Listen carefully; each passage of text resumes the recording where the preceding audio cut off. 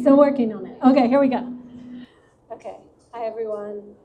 So I'm going to talk about my work in relationship to this current project that I have up at the Whitney Biennial. And it's really loud in here. Can you hear me? It's like there's a lot of noise. Yeah, there's a lot of noise.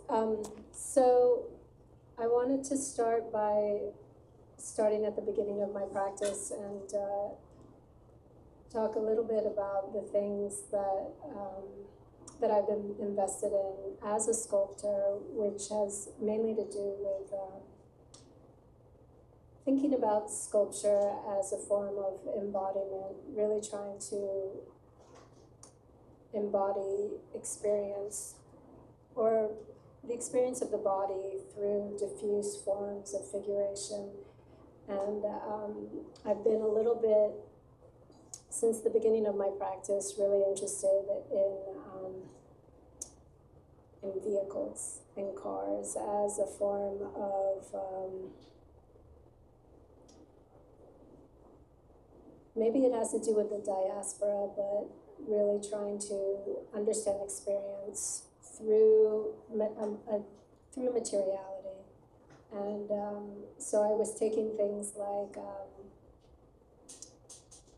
the material of leather and wrapping it with a car, covering the car to express different forms of the ways that we experience ourselves and the ways that we cloak ourselves and present our bodily selves in the world. So, okay, so I covered a 1971 Honda 600, trying to transform it as just this object of desire, and to take a pretty utilitarian object and make it an object of desire. And I also covered the interior. I'm going to move really quickly because we only have an hour, and so much of my work has to do with processing the experiences of political events and life events. And I was in New York during 9/11 and actually installing a show down in Soho, and was really impacted by it, so much that I left New York and went to teach in California at UC Berkeley. And I show this image just to show the real physical impact and psychological impact that 9/11 had on a lot of New Yorkers, and also just globally. And I started thinking about, before, with that leather covered car, things had this kind of finish fetish objectness to it. And after 9/11, I started thinking more about fragments, and in relationship to sculpture. And this work is a product of all this research I had done on sculpture. And this is my Blue Angel series, where I was folding aluminum and really thinking about the relationship between like this hybridity of airplanes and wings, and a kind of fallenness that I had really experienced during 9/11, but also thinking about minimalism and trying to understand my relationship to this kind of macho, masculine sculptural world by kind of breaking the minimalist's fascist gesture. And so all of the colors, or at least that blue color, is very specific to airplane colors.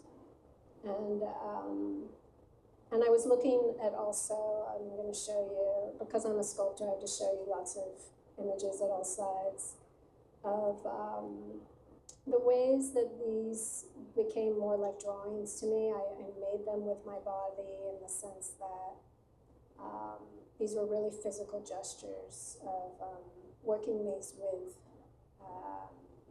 folding them with my body and crumpling them. And so I'm going to show you some studio images. These are images of paper, models of paper that I used to model these crumpled forms. And these are really gestural in the sense that if I overwork them, they're done. So it requires this kind of this real focus in making them. This shows you the scale. This was down in Miami at the Bass Museum, and this is a 40-foot Blue Angel.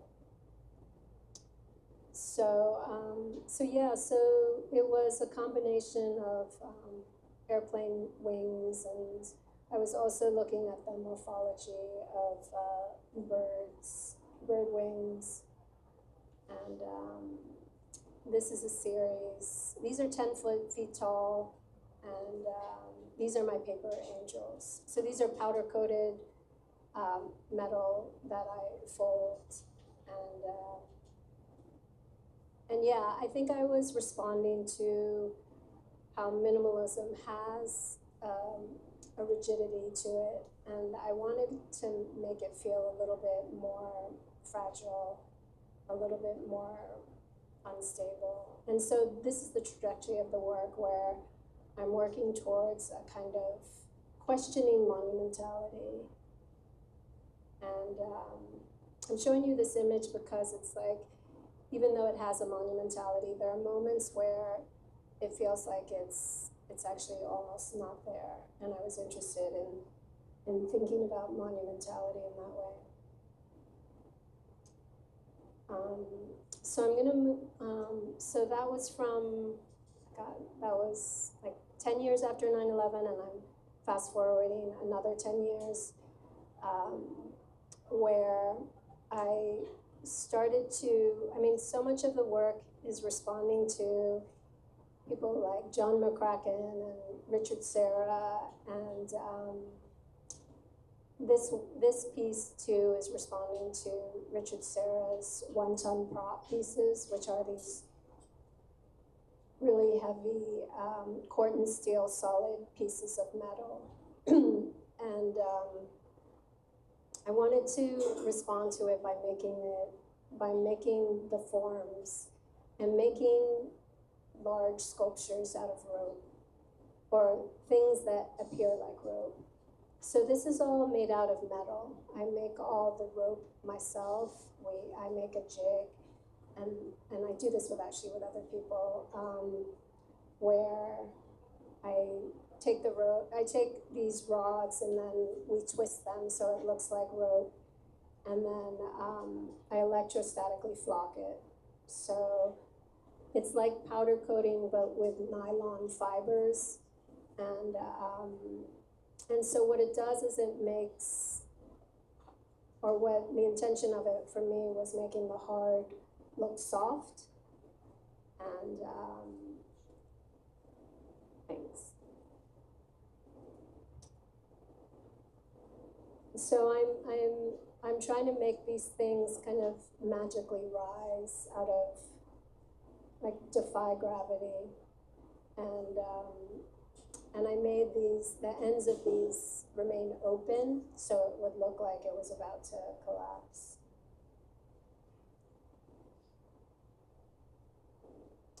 But the thing about this is that it's absolutely rigid.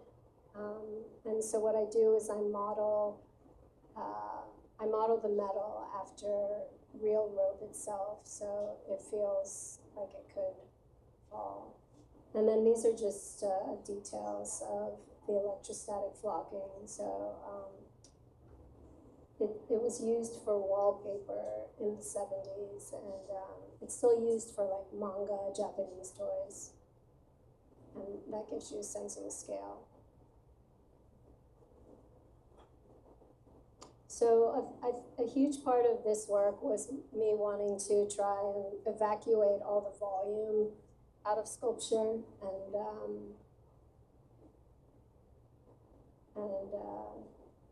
yeah, really question this idea of monumentality. This is a show that's actually up at Tufts right now that really curated my drawings into my sculptural practice. I make a lot of drawings in relationship to my sculpture, and this sculpture is very much about making the sculptures feel like drawings, like the lines are more like drawings. And I think after 9/11, I was really interested in the ways that that sculpture could have more of an alive quality, and that it didn't have to have such mass, and that it could disappear in a lot of ways. And those are the things that I started to move towards, especially when thinking about installation, which I'll get into more. So this is steel cabling that's used for bridges and also for boats.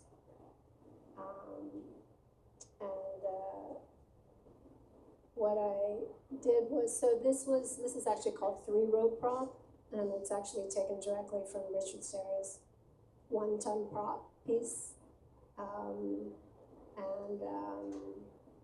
where it's just basically 4 pieces of Corten steel that weigh a ton each, and they're leaning up against each other.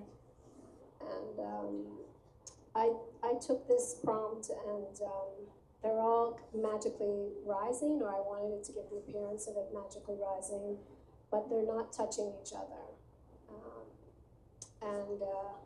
We torched the corners so we could have it have this really hard bend.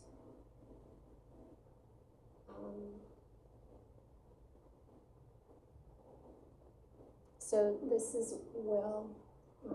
This gives you a sense of scale. He assisted me in the studio with this. And this is just showing you how they're not touching each other. They're all just vertically rising. And the way that I did these is that these are all actually, like, with rope and with this steel cabling, it's all pretty, I mean, they weigh a lot, but it's pretty floppy. And so I basically had to deconstruct this whole thing and remove the interior, and then add my own rigid, add this rod to give it structure, and then modeled it after rope so it would feel like it was about to fall. I'm just showing you different angles. For me, it's really hard to show you what this is like if you're not seeing it in person. So I'm just showing you some images in process. This was a much bigger rope coming from a smaller piece called Single Line. And so much of my work is rooted in minimalism, in the sense that I try and strip away everything. So it's really just, I try and imagine all the things that don't need to be in the work and strip it down to its essence. And so this is just a single line kind of rising, and this is also electrostatically flocked. And this is the show that's at Tufts right now in Boston. And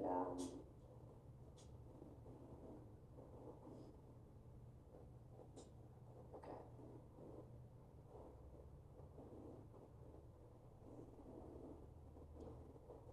So I'm going to shift now to Pandemonium, which is the project that's up right now at the Whitney. And it's been this 10-year process, and I'm going to show you other work to talk about what came before it. But in the same way that 9/11 was very much a part of the work, you know, political events, you know, the 2016 presidential election in the United States, just the global unrest that's been happening all over the world. This is actually a Hong Kong protest. I started to, in the way that I have been appropriating vehicles into my work, I started appropriating objects from the built environment, like things like barricades, and these are source images. In my process, I start by collecting images, and then they start to come into the work. And this, of course, is, you see this everywhere. But I was really influenced by your bamboo scaffolding, in the way that it has this kind of modular quality, and the way it's in relationship to drawing. It doesn't have, it has a kind of looseness that I'm really interested in. And this is in Philadelphia, where I live currently, because I teach at Penn now, and there's so much building that's happening, like there is here. And I was just interested in this decay and rubble. Like, this is now a new building, but for a while, a lot of the city was in disrepair.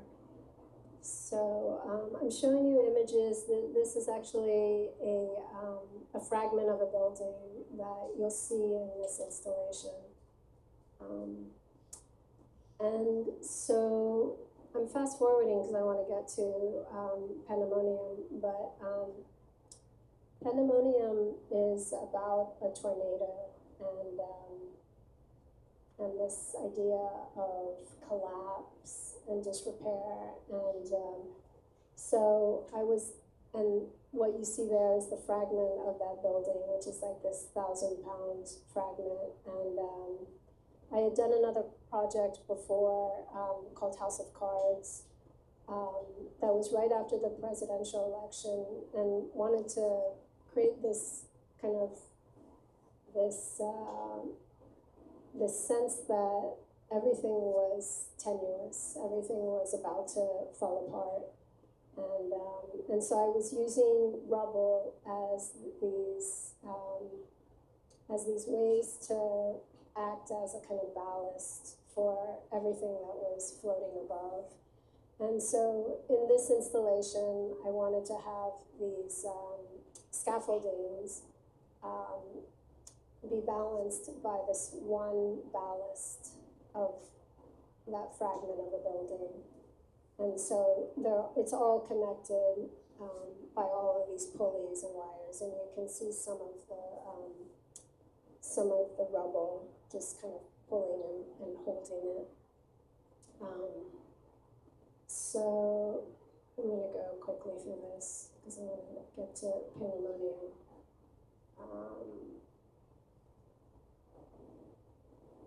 So I had all these rules in the work that everything would move in reverse. And this work actually came before the rope pieces, where I would have the weakest link actually being upholding all the really heavy things, like the rope, and everything would move in reverse. So all the heavy things were up in towards the ceiling.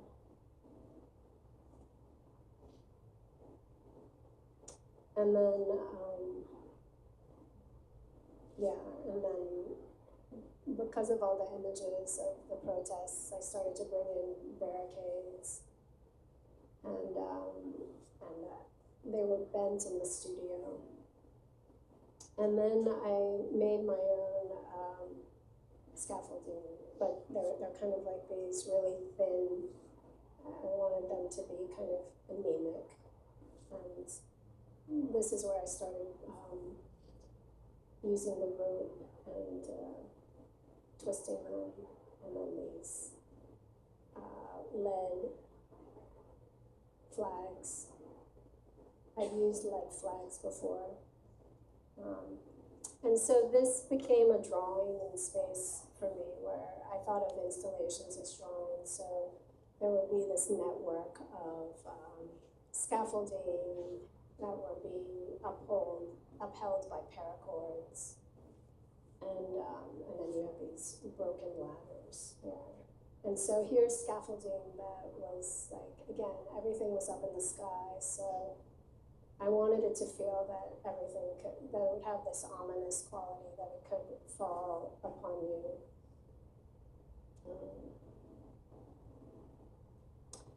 Okay, so here's another image of 9/11, and after this,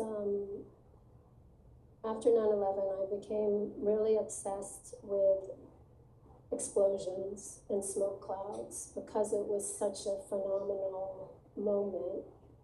I wanted to figure out a way to make an explosion a sculpture. And it actually didn't go well for a while because it's hard to make a cloud.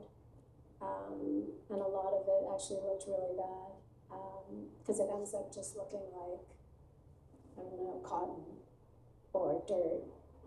And this is from 2014 I think it was 2014 during the Ferguson riots in New York. And I was interested in the way, so much of the work is about the viewer's body, about my body experiencing something.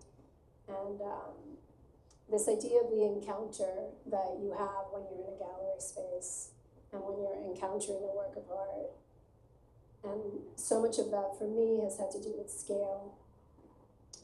How big is something? How, when you enter a space, what are you forced to interact with? And while I was dealing with that with my sculpture, I started to deal with it more in this kind of immersive installation. And so that installation you saw, Ballast and Barricades, was the beginning of that. And these are just all collections of images that I collect as a form of research. And so I did these, this is architectural glass that I pour. So I went through a series of things that I didn't, or material, in the way that material is so important to me. Every new project, I try a new material, and it goes through this phase of research. And so for the smoke cloud project, I seized upon silver nitrate as a material to use for the smoke clouds, because it had this kind of ephemeral quality that I was looking for. So silver nitrate is what's used for mirroring, to make mirrors. And I worked with PPG Glass. It's the Pittsburgh Paint and Glass Company, and where they do all the surfacing for glass. And I talked to them about this phenomenon that I had, where because I had been experimenting with silver nitrate and exposing it to sunlight. And so I was basically working with it as old photographic tintypes, of exposing these big pieces of glass to ultraviolet rays, and then through that process I was contaminating the glass, so it would have this kind of swirling effect. This is actually a reflection of the tent of an art fair, actually. And then these are reflecting some blue angels in the installation. And what was interesting to me about this was that it was reflecting the environment, the mood of the environment, and the people in the space.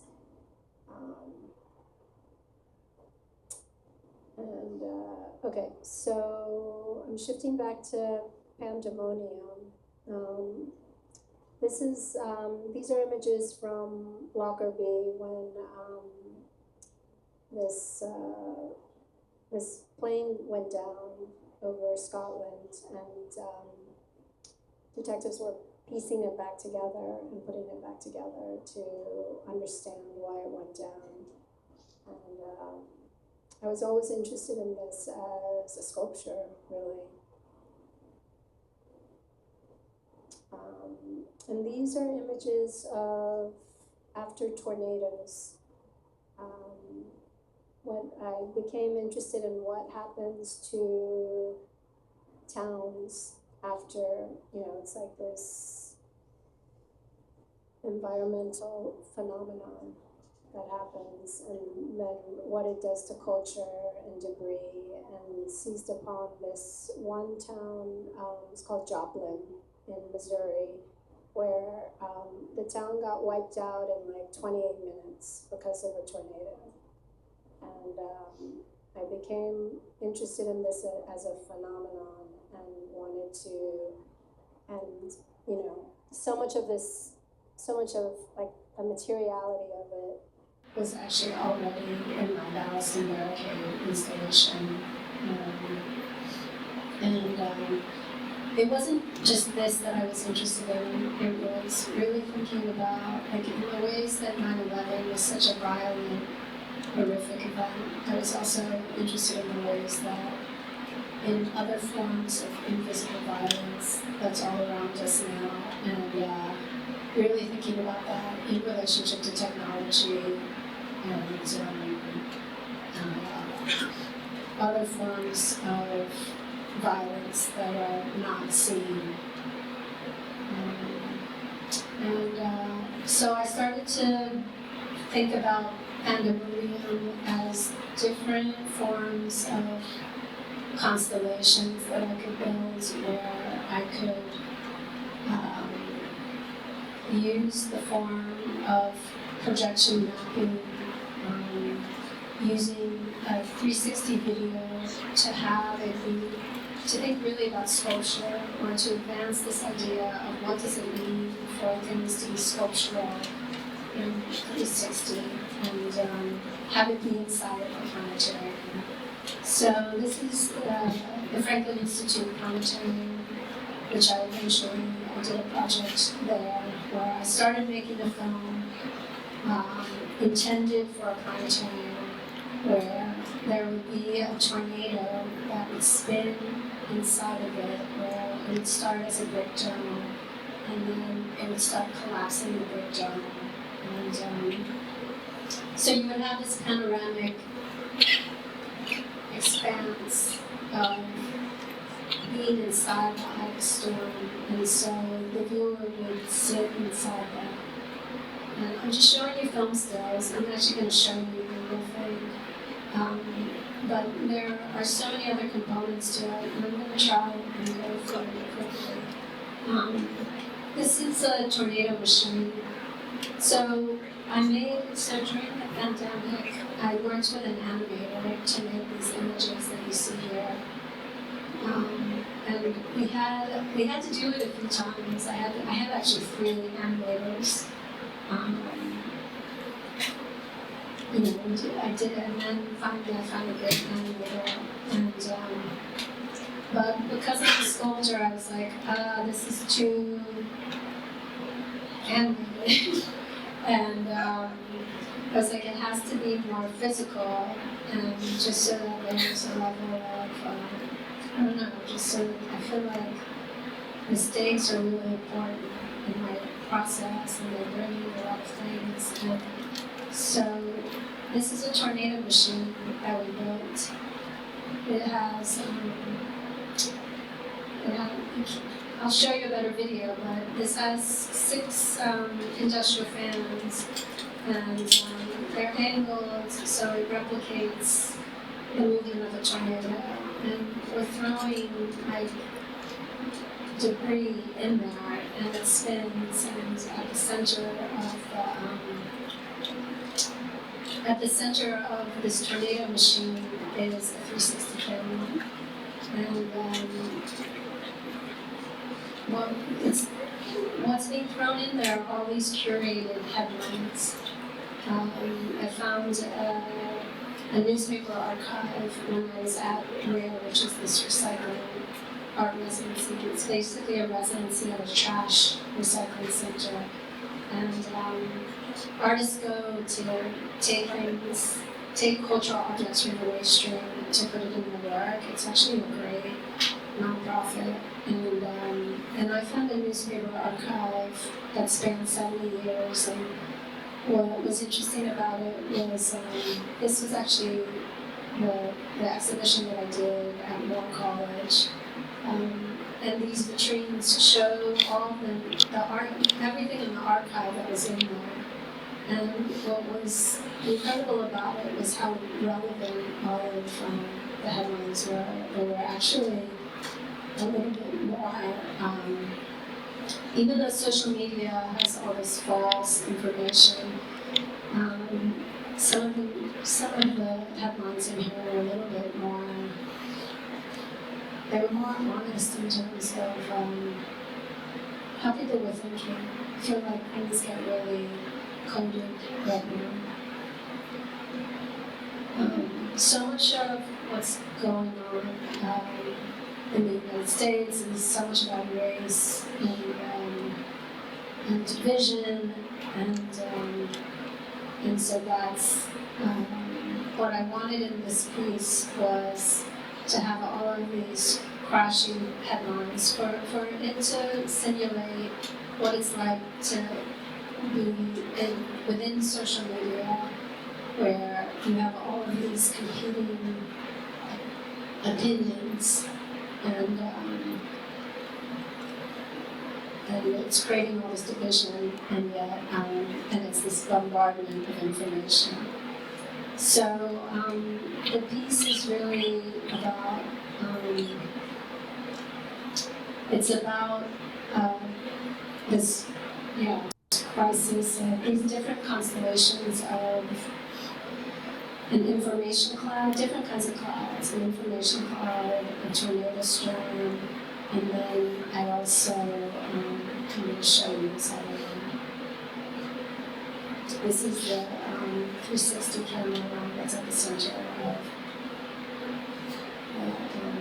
the tornado machine, and this is all I'm doing.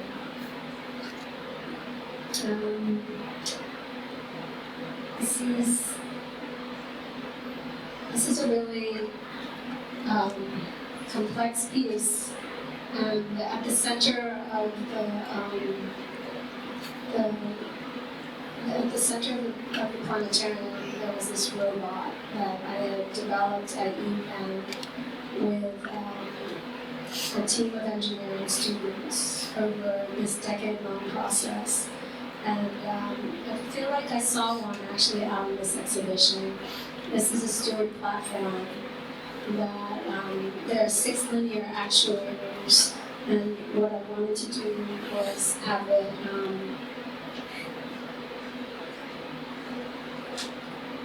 I'll just go through this one. Have it replicate how a choreographer would move, and so the sound isn't working here, but attached to it is these 3 violists, and that's the composer in the back, and he's created this composition where violists are playing in relationship to this robot, and so you have not only the violist playing but also the robot. I'll show you the video where there's no sounds, and then you have a sound engineer who's mic'd the robot and is also distorting it as well. And then here are my engineers, where they're having the robot move like a body, where we video capture this choreographer and the movements of the choreographer, and then put that into the real God.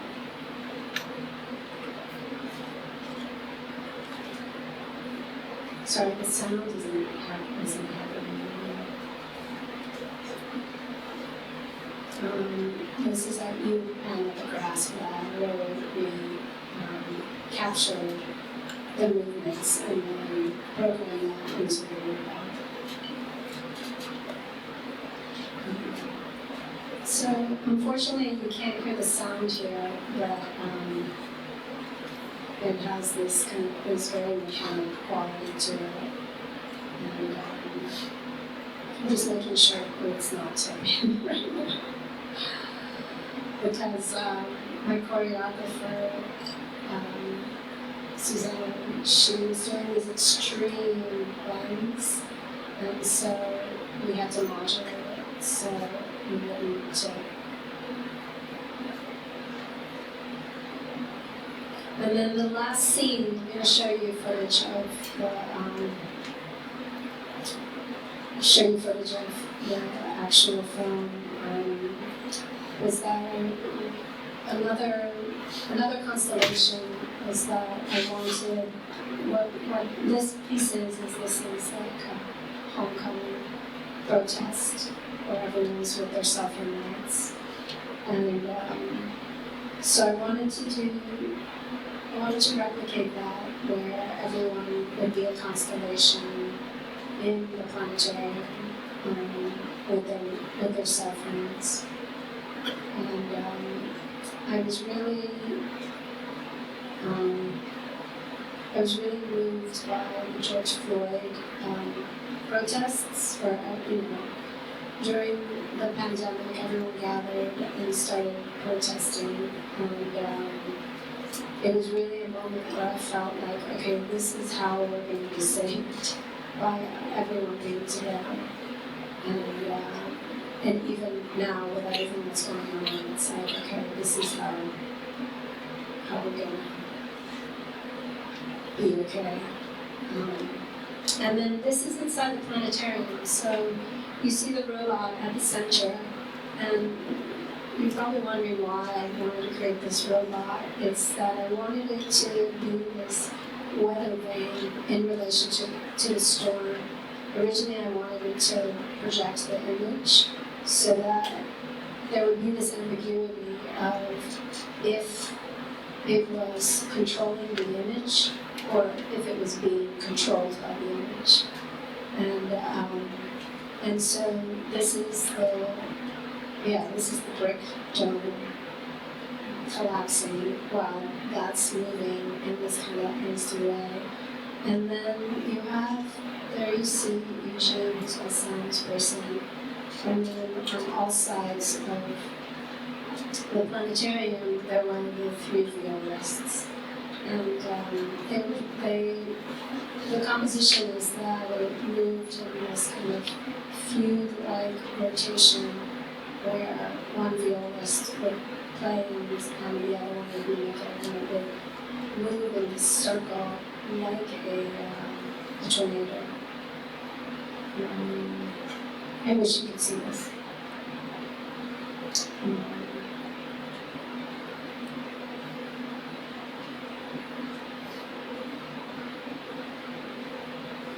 And so that's why I wanted these seats closer, because you want to be close to the image so you can really read the headlines in this piece. At some point, I'll show you these images. I'll show you this with sound, but the slideshow's not playing the sound. I think it's my friend. I think it's my software. But I'll go back to it. There's the viewer list.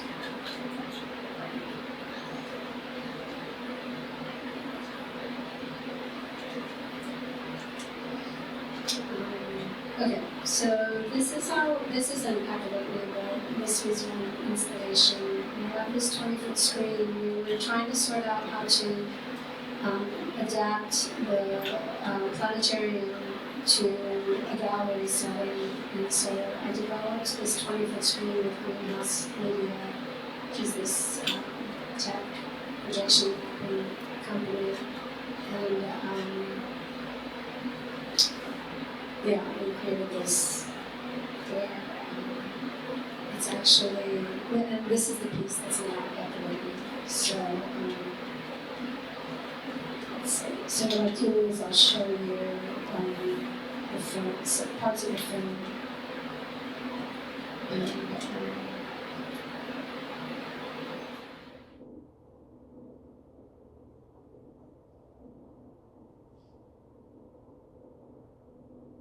so yeah, so you'll see it's like this idea of just having all of the information, because you're lying under it, it's all kind of relentlessly falling on top of you. And then I was interested in the ways that sometimes the headlines aren't legible, so you're like trying to get the information, but you can't. Okay, so let me, yeah, because I knew this was a problem. Let me show you this.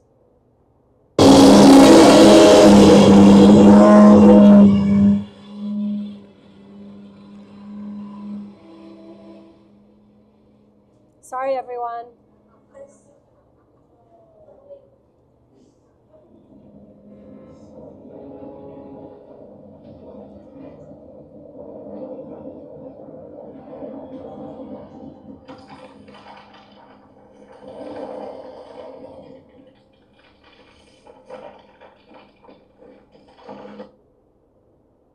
Sorry about that. No, I don't have sound.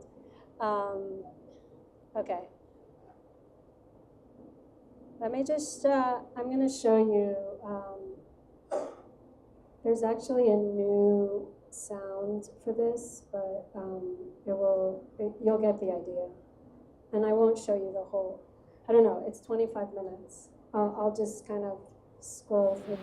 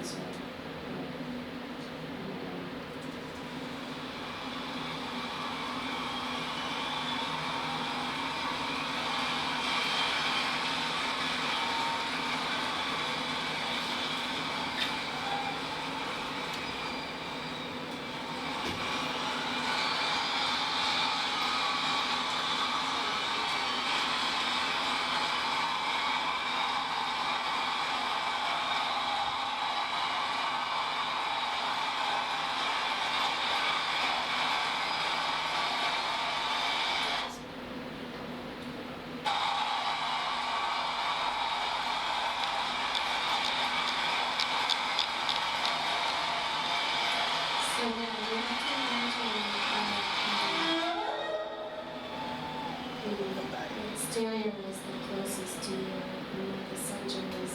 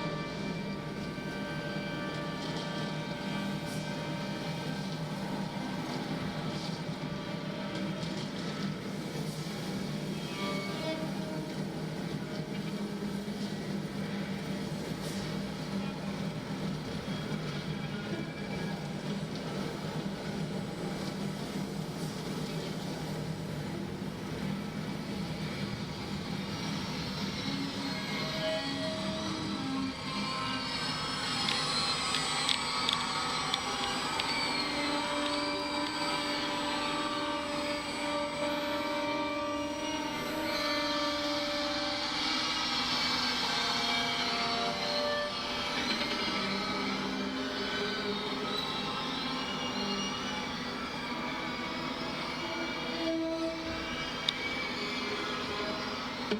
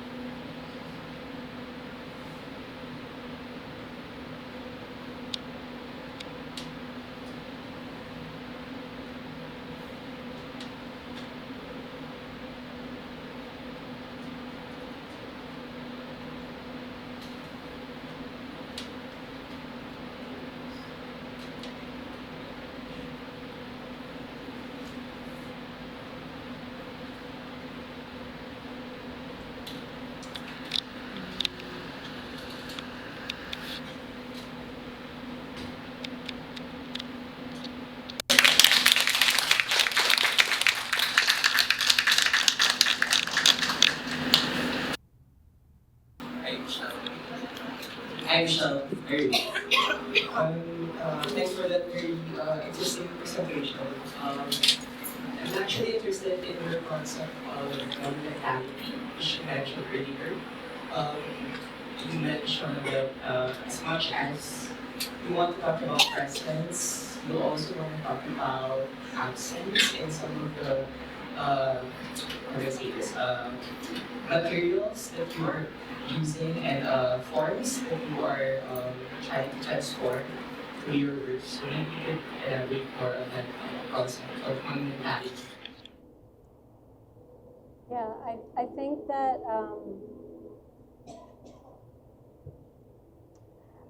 I was trying to puncture this idea of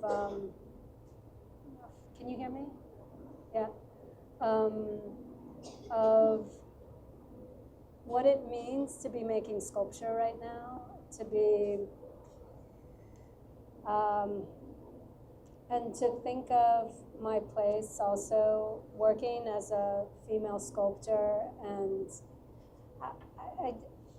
I think there's something about monumentality that's very particular with a kind of an old way of thinking about sculpture, of asserting a position, a very a secure position on creating a total presence. And I think for me, I wanted to do something that was almost not there, because it also represented my positionality of how I feel that people were experiencing. Well, let me go back. Okay.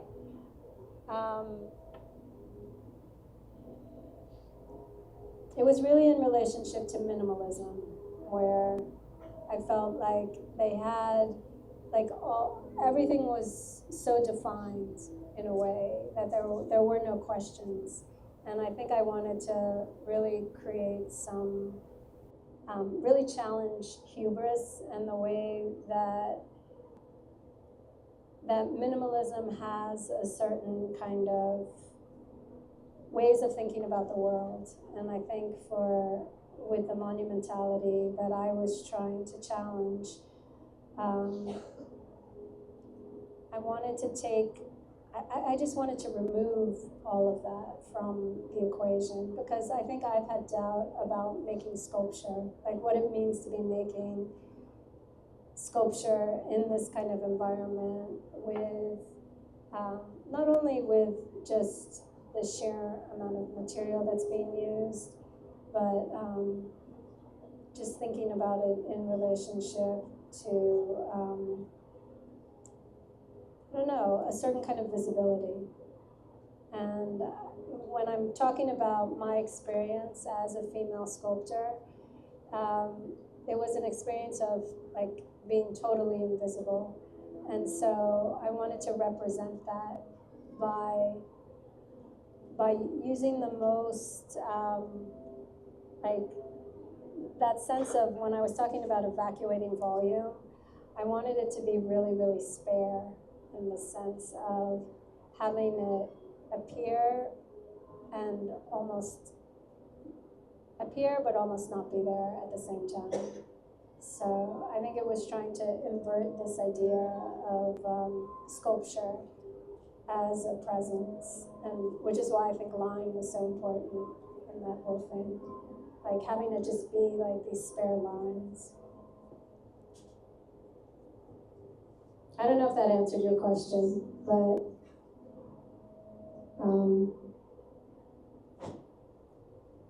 yeah. I mean, yeah, I think and I think it's also this question that monuments are so problematic of monuments as a means of asserting power, and I wanted to challenge that and push up against that. But it creates all these problems as a sculptor.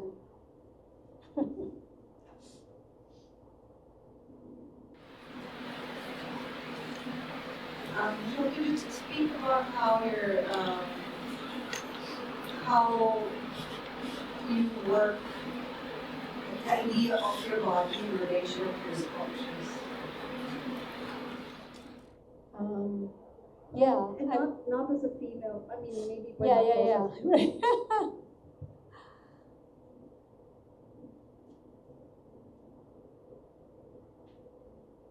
My dad's in the audience, and he's always saying, like, oh, you should really make paintings, because that would make your life so much easier. And yeah, and I think if I were to make paintings, they would be large paintings. But I think making sculpture for me, the only way to make it is through my body, and I think that's why so much of the work is about these embodied forms, about, like, they're not necessarily about the human body, but they're about the experience of the body. And so when I'm making it with my body, it's like with those Blue Angel pieces, it was like, I think I just have to touch everything in order to understand it. And so I hope that translates in terms of the encounter. It's like I'm always trying to think of how the viewer will have a visceral experience with the work, and that's because I've been trying to have a visceral experience with it by just touching everything.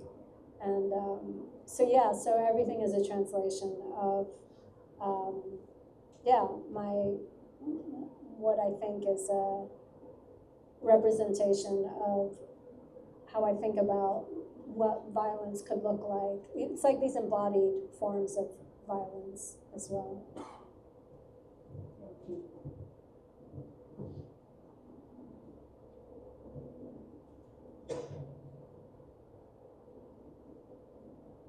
Other questions or responses?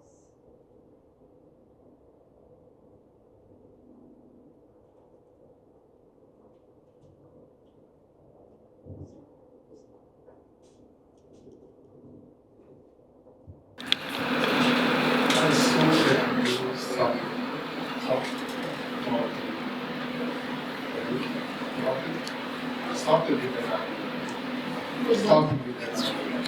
as you put a lot of things in your And just speak about this work was you are thinking about the manifestation. So for example, about this behind this behind the lawful protesting because I saw some about I was 8 years of life.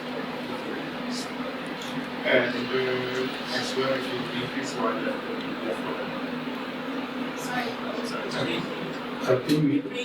So how do you care about if you talk about the language, what is behind or something that is lawful protesting? Do you care about how? What is good? In my opinion, for example, the things and George Floyd, I will but what is the paper? Same like when we see, now the protest is that we are in the police. And I lived 8 years ago to the Columbia border. So it's a different. What is your statement? Can you clarify, sir, you're asking Ms. Michelle for a statement about the art? No. I think it's not just around something. No, I think I understand. Yeah.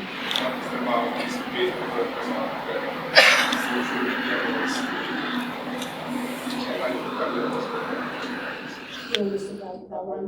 The reason why left the video is I don't know if I can bring them all together, but I am appropriating all of everything that I'm experiencing into the work, and so 9/11 for me was more about the ways that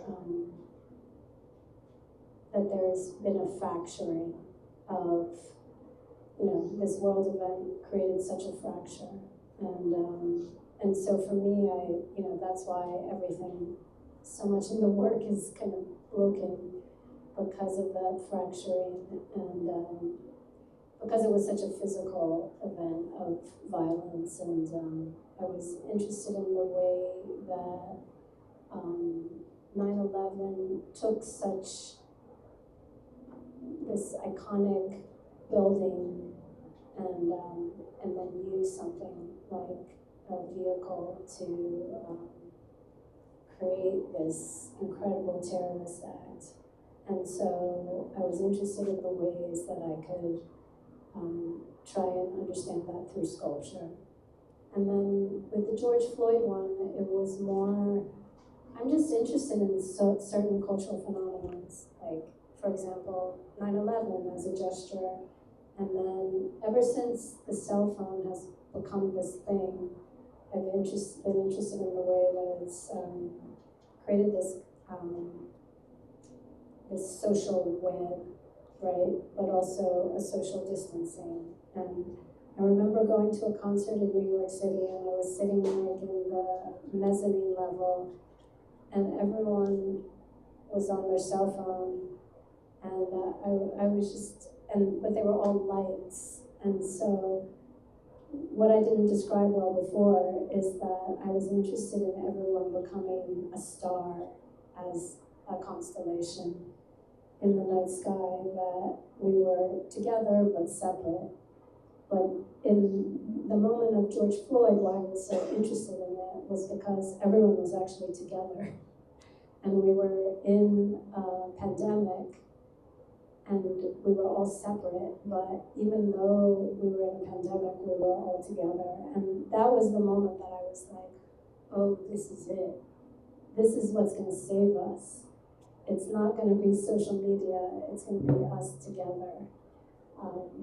And so that's why I had that last shot of, I wanted it to be both hopeful but also ominous, because we're still all on our phones in a way. So, I don't know. I can't. Actually, I'm art as a student. Sometimes we don't see, a picture, but at least we can negotiate.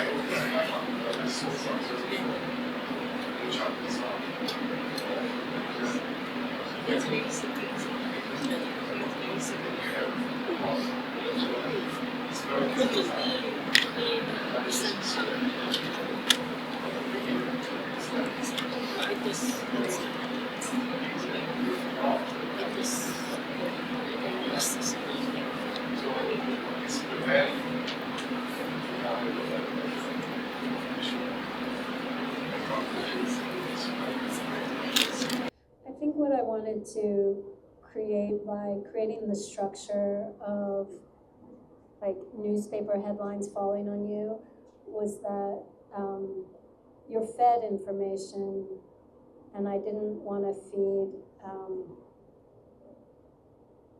like a value or a story, but more of create an experience of what it's like to live in our world now of technology and of information, and how it's a constant media stream.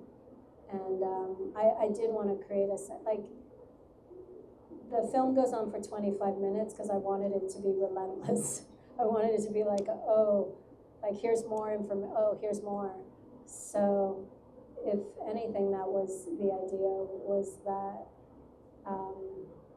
everyth's like, not only is there an environmental collapse, but there's a political, there's a global, there's a lot, just the infrastructure is collapsing around us. And like when you asked about the body, like the reason why it's happening is I really wanted the viewer to be inside the eye of the storm. So, and you can't really, that's why I'm like, everyone get close, because you're not really experiencing it. You're seeing, like, the installation is like, it's a 20-foot screen. In the planetarium, it's like a 60-foot dome. So you're inside this chaos, and so you're getting an idea of it, but you're not really experiencing it.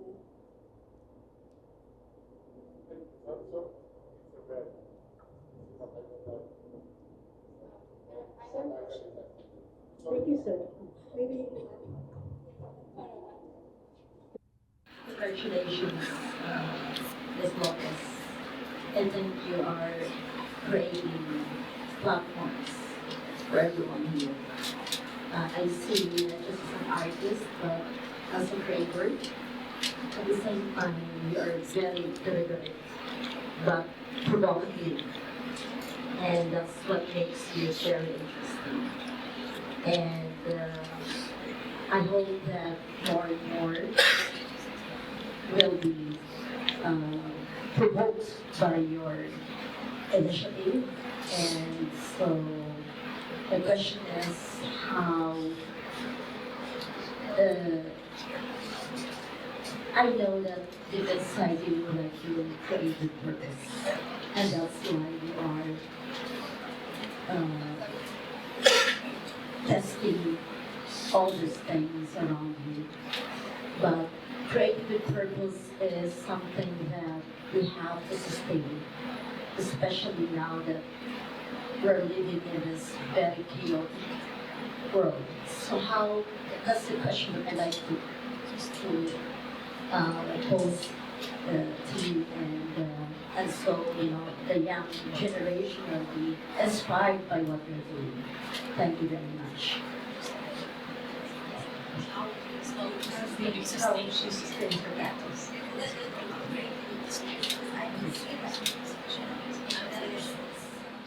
Good question.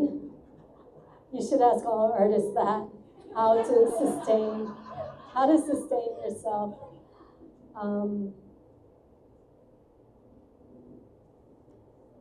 I don't know. I mean, so much of it is survival. I feel that I think some of it is remaining open to what's happening around us and trying to filter it. And I mean, I think I've like so much of my work is about materiality and finding the medium that will communicate an idea. And this was a 10-year project, and there was a lot of time. I mean, I think failure is so much a part of sustaining. Is the acceptance of failure. And during the pandemic, I actually talked to the curator who was on board with me, Cole Akers, and I said to him, should we just hide this project? Because no one will ever know it existed. Because it's such a different practice. I mean, it's like I make sculptures. I don't make films and planetariums.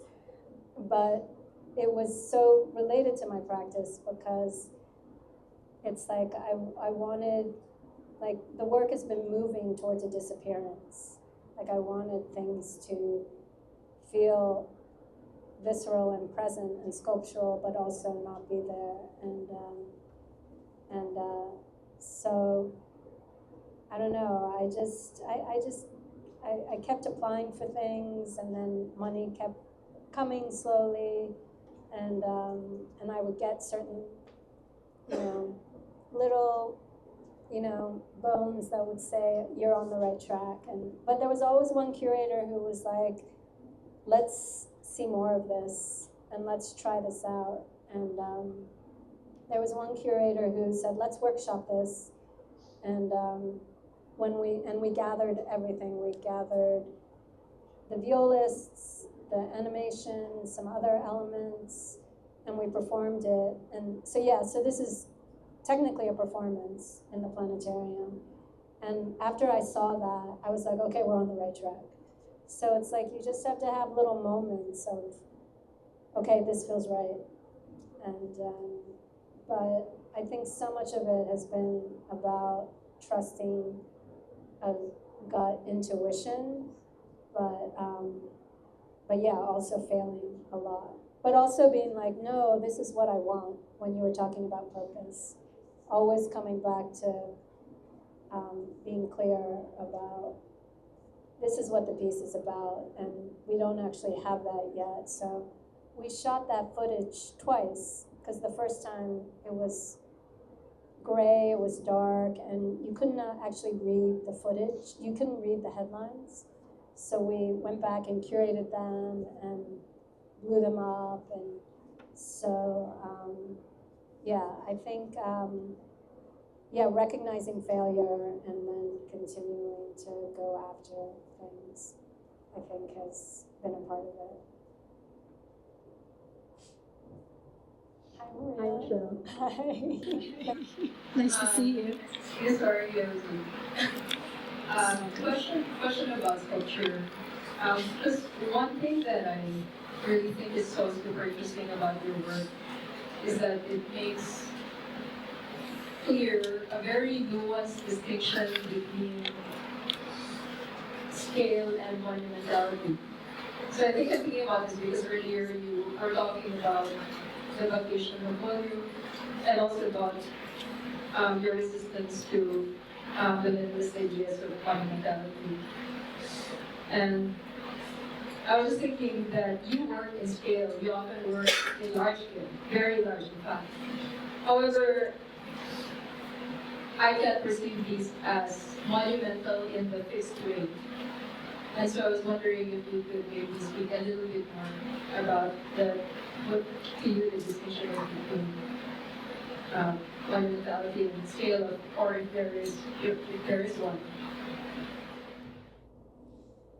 Yeah, maybe the difference is mass, where,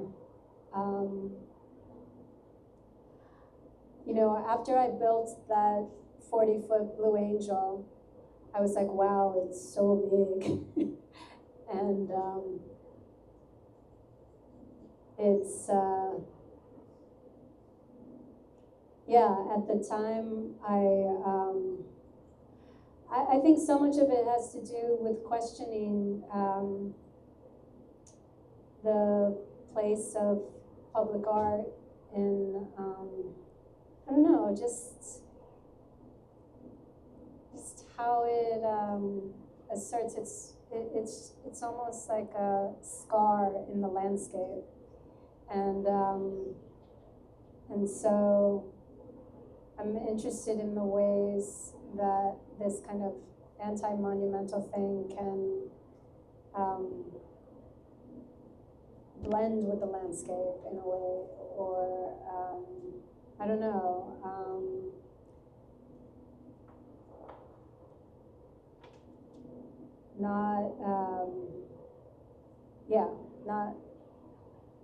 I'm working on this project now with Yeye, and I'm looking at the last two images in my lecture are actually gonna go all the way to the back. It's, we looked at a bus. And so yeah, so you're right. I don't think I'm afraid of scale. But I want to crush it, you know? I want to flatten it. I want to make it, I want to take away its, like, just its confidence. Because I think I have so much doubt about, you know, that kind of, the hubris, the ways that we've been operating in the world. And this is also coming very much from an American tradition. It's like there's something so American about that positionality that I want to push up against that. And so this flattening is something that I'm more interested in. Like the flattening of a monument is more interesting to me than creating a monument. Because, you know, and it's also just being, and maybe it's happening here too, all the monuments in the US, they're getting torn down. And there's a lot of divisiveness over that, over what is history, what is not. And also because I was pushing up against this minimalist history, it's like I was also trying to challenge that history by, you know, I always say I have a little woman's complex, and that's why I have to make large sculptures. So you're right. It's like I am dealing with scale, but it's like I want to, yeah, it's a contradiction, and I'm interested in that. It's like I want to assert myself, and yet it's a conflict. So yeah, it's just interesting that I was drawn to this, because this goes back to Boy, that leather covered car. This is at a jeepney depot where they're decommissioning the jeepneys. And look at that. Isn't that beautiful? Imagine crushing that. So that was a good question. Thanks, Maria. Maria for the last question. And we'd like to thank Michelle for her wonderful presentation. And we'd like to invite those who have not yet seen the exhibition outside to do so. We also have a public program upcoming, March 20. We will have Elemento performing at 6 p.m. Thank you. And on Saturday, we also have a talk, and we'll be which is part of the book launch for the catalogs of Lisa Tan, Container of Distance, and Heidi Booker, and pulled yesterday into today. This will be at Why Not at 4 p.m. So we'd like to see everyone there. Thank you very much, everyone. Have a good afternoon. Thank you, Michelle.